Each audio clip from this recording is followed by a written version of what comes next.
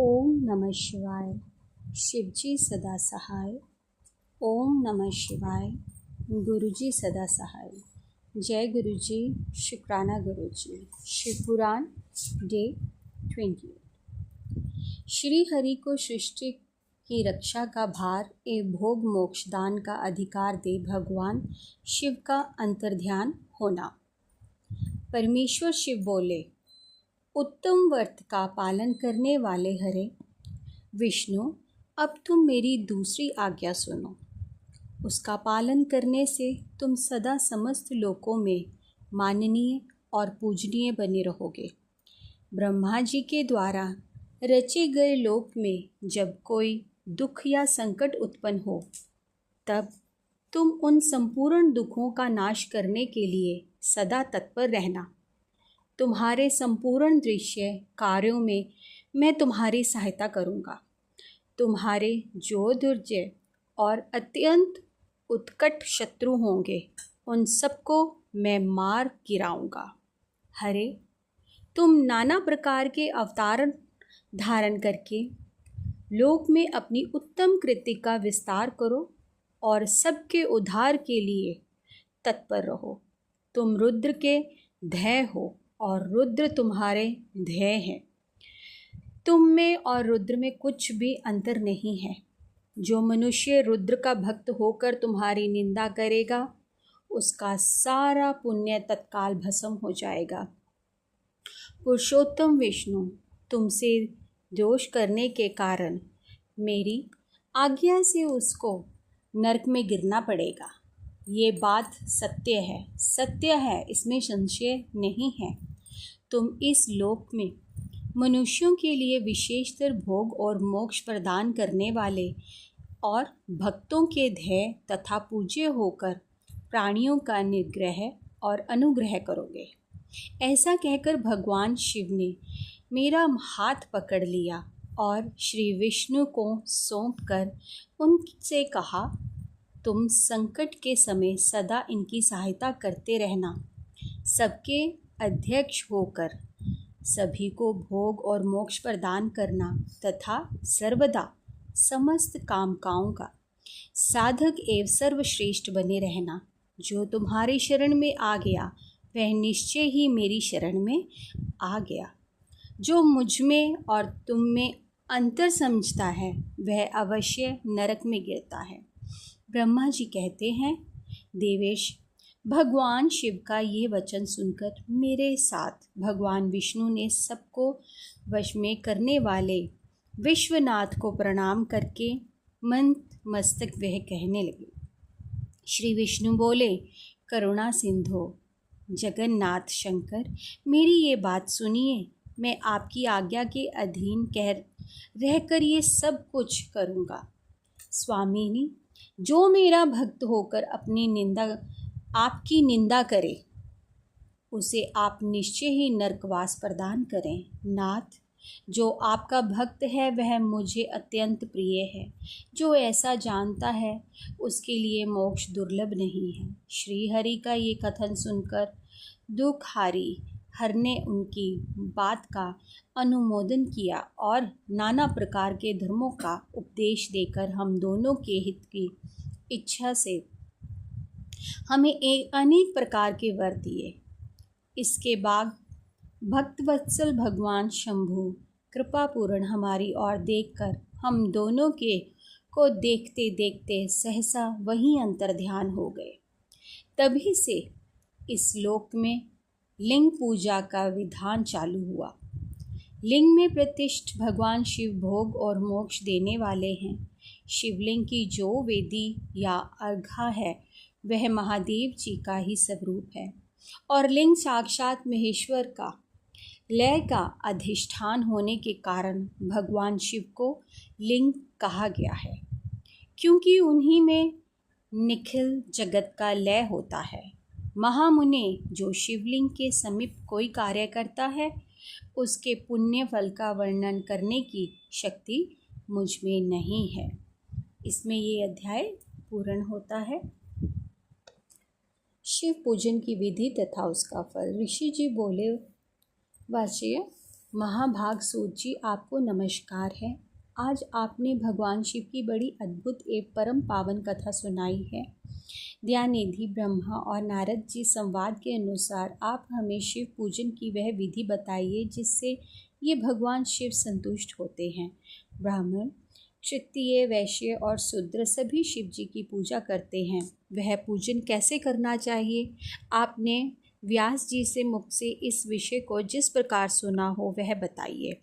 महर्षियों का यह कल्याणप्रद एवं ही शक्तिमस्त वचन सुनकर सूत जी ने उन मुनियों के प्रश्न के अनुसार सब बातें प्रसन्नतापूर्वक बताई। सूत जी बोले, मुनीश्वरों, आपने बहुत अच्छी बात पूछी है, परंतु वह रहस्यमयी बात है। मैंने इस विषय को जैसे सुना है और जैसी मेरी बुद्धि है उसके अनुसार आज कुछ कह रहा हूँ। जैसे आप लोग पूछ रहे हैं उसी तरह पूर्व काल में व्यास जी ने संत कुमार जी से पूछा था, फिर उसे उपमन्यु जी ने भी सुना था।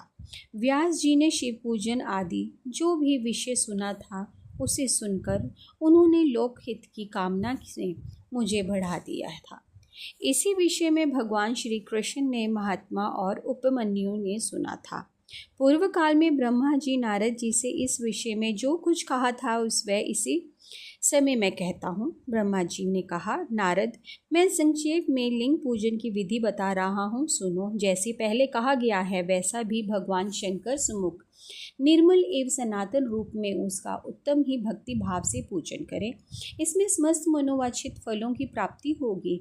दरिद्रता, रोग, दुख तथा ही शत्रुजनिक पीड़ा, ये 4 प्रकार के पाप जो कष्ट है तभी तक रहते हैं, तब तक मनुष्य भगवान शिव का पूजन नहीं करता। भगवान शिव की पूजा होते ही सारे दुख विलीन हो जाते हैं और समस्त सुखों की प्राप्ति हो जाती है। तत्पश्चात समय आने पर ही उपासकों की मुक्ति भी होती है। जो मानव शरीर का आश्रय लेकर ही मुख्यतः संतान सुख की कामना करता है, उसे चाहिए कि वह संपूर्ण कार्यों और मनोरथों के साधक महादेव जी का पूजन करे।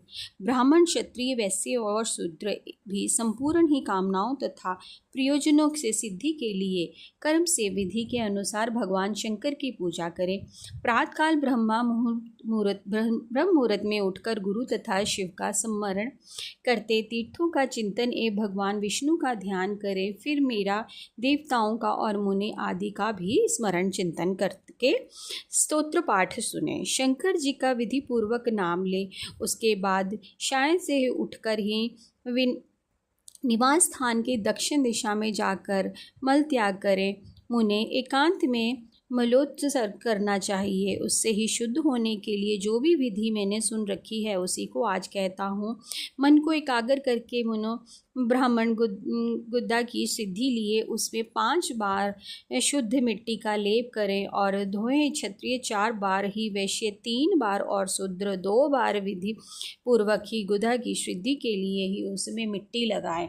लिंग में भी 1 बार ही प्रयत्न पूर्वक मिट्टी लगानी चाहिए। तत्पश्चात बाएं हाथ में 10 बार और दोनों हाथों के 7 बार मिट्टी लगाकर धोएं। तात प्रत्येक पैर में 3-3 बार मिट्टी लगाएं। फिर दोनों हाथों में भी मिट्टी लगाकर धोएं। स्त्रियों को शुद्ध की ही भांति अच्छी तरह मिट्टी लगानी चाहिए। हाथ पैर धोकर ही पूर्वतः ही शुद्ध मिट्टी ले और उसे लगाकर दांत साफ करें। फिर अपने ही वर्ण के अनुसार मनुष्य दत्वन करे। ब्राह्मणों को 12 उंगलियों की ही अतुअंग करनी चाहिए। दक्षिण 11 उंगलियों, वैश्य 10 उंगली और शूद्र 9 उंगलियों की दत्वन करें। और यही दत्वन मान बताया जाता है। मनुष्यों के ही अनुसार ही काल दोष का विचार करके ही दक्षिण करें या त्याग दें। तात ही पुष्टि प्रतिपदा, अमावस्या, नवमी, व्रत का दिन ही, सूर्यास्त का समय ही, रविवार तथा श्राद्ध दिवस यह दंत धावना के लिए ही वर्जित है। इनमें दत्वन नहीं करनी चाहिए।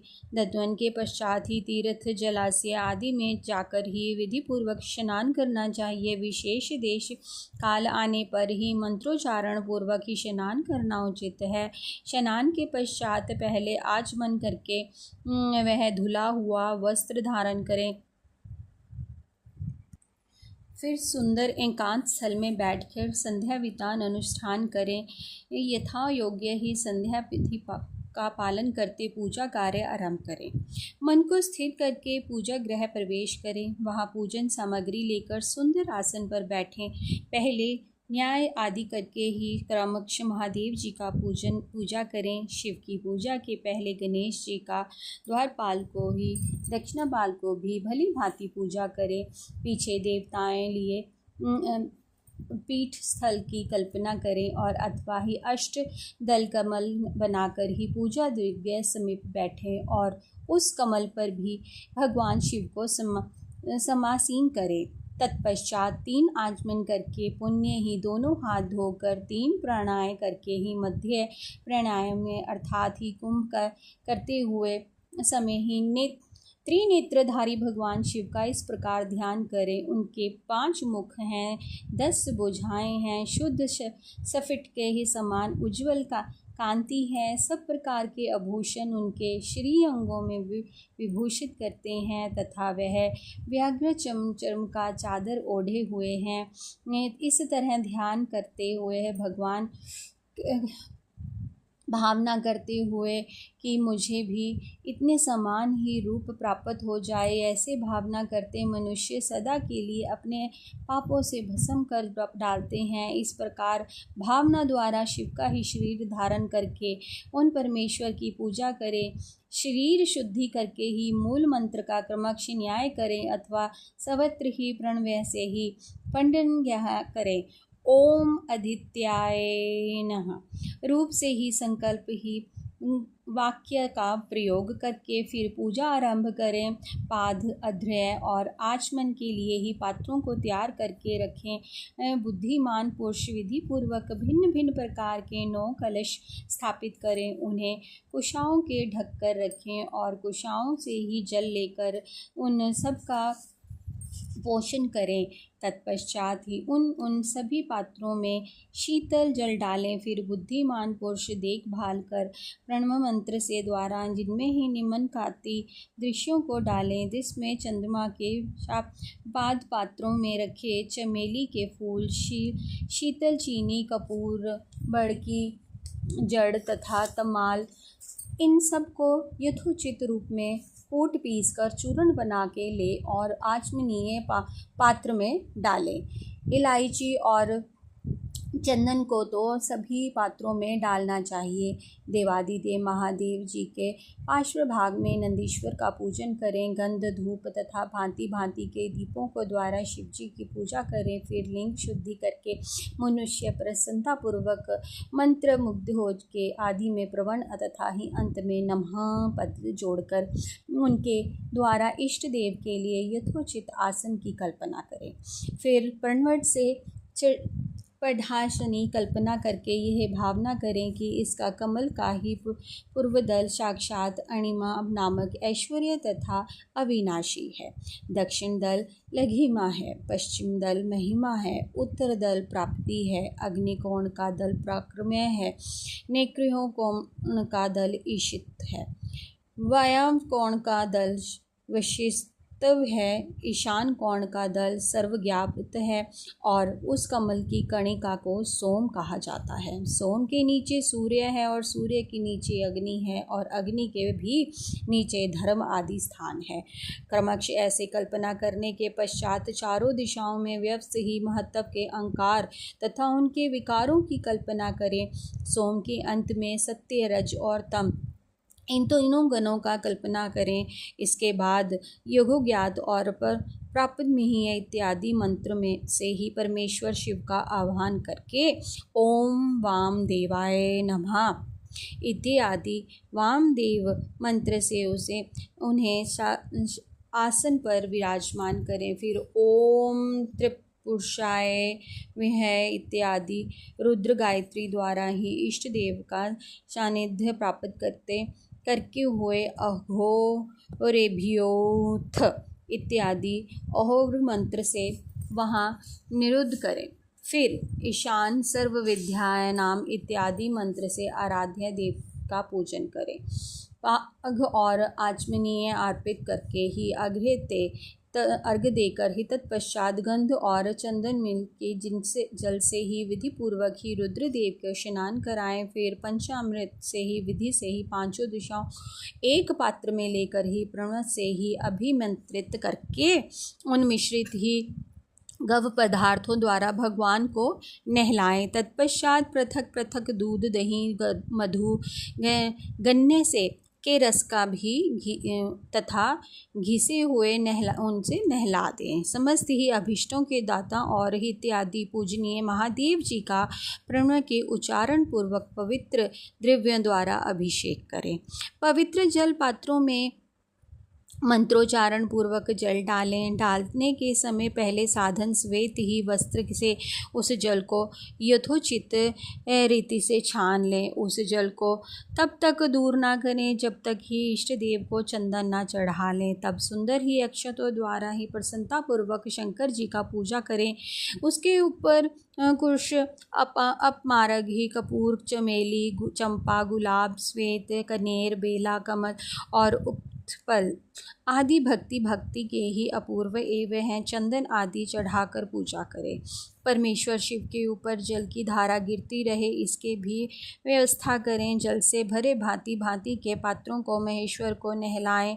मंत्रोच्चारण पूर्वक ही पूजा करनी चाहिए, वह समस्त फलों की देने वाली होती है। तात अब मैं तुम्हें समस्त मनोवांछित कामनाओं की सिद्धि के लिए उन पूजा संबंधी मंत्रों को भी संक्षेप से बता रहा हूँ, सावधानी के साथ सुनो। पाव मात्र मंत्र से हे वाम्य इत्यादि मंत्र से रुद्र मंत्र तथा ही नील रुद्र मंत्र से सुंदर एवं शुभ पुरुष स्तोत्र से ही श्री सूत से सुंदर अर्थ विशिक्ष मंत्र से आह नमो भद्रा इत्यादि शांति मंत्र से ही शक्ति संबंधी दूसरे मंत्रों से भारुड मंत्र और ही अरुण मंत्रों से ही अर्थात भीष्टमासा तथा ही देववर्त से ही अभितत्व इत्यादि रथांतमान से ही पुरुष सुत के ही मृत्युजय मंत्र से तथा पंचाक्ष मंत्र से ही पूजा करें। 1 सहस्त्र अथवा 101 जलधाराएं गिराएं और यथाविध करें। यह कि सभी वेद मार्ग से अथवा नाम मंत्रों से करना चाहिए। तदनंतर ही भगवान शंकर ऊपर चंदन और फूल आदि चढ़ाएं। प्रण से ही मुखवास, तांबूल आदि अर्पित करें। इसके बाद जो स्फटिका मणि के ही समान निर्मल, निष्कल, अविनाशी, सर्वलोक का कारण, सर्वलोक में परम देव हैं, जो ब्रह्मा, रुद्र, इंद्र और विष्णु आदि देवताओं की भी दृष्टि में नहीं आते, देव देवता और विधानों के जिन्होंने वेदांतों मान वाणी के अगोचर ही बताया है, जो आदि मध्य और अंत में रहित तथा ही समस्त रोगियों के लिए भी औषधि धारण करती हैं, जिनकी शिव तत्व नाम से ख्याति है तथा जो शिवलिंग के रूप में प्रतिष्ठित हैं, उन भगवान शिव का शिवलिंग में मस्तक करने प्रणमात्र से श्री पूजन करें। धूप, दीप, नैवेद्य, सुंदर तांबूल एवं सूर्यभात आदि द्वारा ही अयोध्या विशुद्धि पूजन करके स्तोत्र तथा अन्य नाना प्रकार के मंत्रों द्वारा उन्हें नमस्कार करें। फिर अर्धदेव भगवान के चरणों में फूल बिखेरें और शटांग ही प्रणाम करके ही देवेश्वर शिव की आराधना करें। फिर हाथ में फूल लेकर खड़ा हो जाएं और दोनों हाथ जोड़ के निम्नांकित मंत्र से सर्वेश्वर शंकर जी की पूजन प्रार्थना करें। कल्याणकारी शिव, मैंने अनजाने में अथवा जानबूझकर जो जप पूजा आदि सत्कर्म किए हों वह आपकी कृपा से सफल हो प्रभु। इस प्रकार पढ़कर भगवान शिव के ऊपर प्रसन्नतापूर्वक फूल चढ़ा दे। स्वीकृत वाचन करके नाना प्रकार की आशीष प्रार्थना करें। फिर शिव के ऊपर मार्जन करना चाहिए। मार्जन के बाद ही नमस्कार करके अपराध के लिए क्षमा मांगना चाहिए और पुण्य राग में किए हुए विसर्जन करना चाहिए, जिसके बाद अध्याय से आरंभ होने वाले मंत्र का उच्चारण करके नमस्कार करें। फिर संपूर्ण भाव से भोर हो, इस प्रकार प्रार्थना करें। प्रत्येक जन्म में मेरी शिव में भक्ति हो, शिव में भक्ति हो, शिव में भक्ति हो, शिव के सिवा दूसरा कोई मुझे शरण देने वाला नहीं हो। महादेव आप ही मेरे लिए शरणदाता है। इस प्रकार प्रार्थना करके संपूर्ण सिद्धि के दाता देवेश्वर शिव का प्रभक्ति के द्वारा पूजन करें। शिव विशेष गले के आवाजन भगवान को संतुष्ट करें। फिर परिवास ही नमस्कार करके अनुपद ही प्रसन्नतापूर्वक अनुभव करते हुए समस्त लोगों के कार्य सुखपूर्वक करता रहे। जो इस प्रकार शिव भक्ति परायण हो, प्रतिदिन पूजन करता है, उसे अवश्य ही पग पग पर सब प्रकार की सिद्धि प्राप्त होती है। वह उत्तम वत्ता होता है तथा उसे मनवांछित फल की निश्चय ही प्राप्ति होती है। रोग दुख, दूसरों के निमित्त होने वाला उद्वेग, कुटिलता तथा विषय आदि के रूप में जो जो कष्ट उपस्थित होता है, उसे कल्याणकारी परम शिव अवश्य नष्ट कर देते हैं। उस उपासक का कल्याण होता है। भगवान शंकर की पूजा से उसमें अवश्य ही सद्गुणों की वृद्धि होती है। ठीक उसी तरह जैसे शुक्ल पक्ष के चंद्रमा बढ़ते हैं। मुनिश्रेष्ठ नारद, इस प्रकार मैंने शिव जी की पूजा का विधि विधान बताया। अब तुम क्या सुनना चाहते हो, कौन कौन सा प्रश्न पूछना चाहते हो? बोलो शंकर भगवान की जय, उमापति महेश जी की जय। जय गुरु जी, शुक्राना गुरु जी, इतना अच्छा ज्ञान देने के लिए और अपनी कृपा बनाइए। आपने हमें अपनी शरण में लिया, ऐसे भक्ति भाव का वरदान दीजिए। इस अध्याय को सुनने पढ़ने वाले सबका कल्याण करना। जय गुरु जी, शुक्राना गुरु जी।